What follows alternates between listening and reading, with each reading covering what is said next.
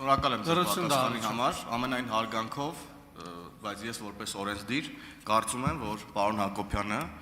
արել է պատմական իրողությունների գնահատման արդյունքում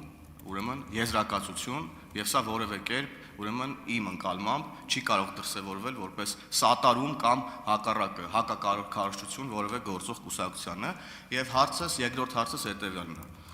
կոռուպցիայի կանխարգելման հանձնաժողովը գտնում է արդյոք սահմանադրական նորմի խախտում պարոն Հակոբյանի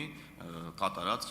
արտահայտություններում այո կամ ոչ խնդրում եմ ասել Շնորհակալություն, այո կամ ոչով չեմ կարող ասել, պիտի մի քիչ իրավական հիմքեր ներկայացնեմ ու ինչի պիտի ներկայացնեմ։ Հանձնաժողովը սահմանադրության նորմերը քննող մարմին չէ։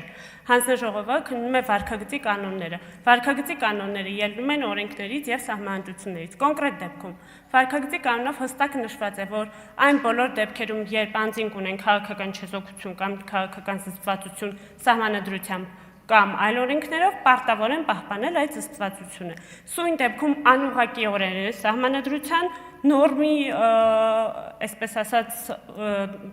նշումը մեր վարքագծի կանոններում, բայց այնքանով, որքանով վարքագծի կանոնը սահմանում է այդ նորմը, մենք կարծում ենք, որ վարքագծի կանոնը խախտվել է։ Ինչ վերաբերում է ձեր կարծիքին, Ես էլ ամենայն հարգանքով, դուք օրենսդիր մարմին եք, մենք մասնագիտական մարմին ենք, ով որ տալիս է գնահատականներ, մենք կարծում ենք, որ խախտում առկա է։ Դրա հետևանքով արդեն ինչ պիտի լինի, դա բացարձակ մեզ չի վերաբերում։ Շնորհակալություն։ Հավանիչ տեսանյութը եւ բաժանորդագրվիչ նորությունները բաց չթողնելու համար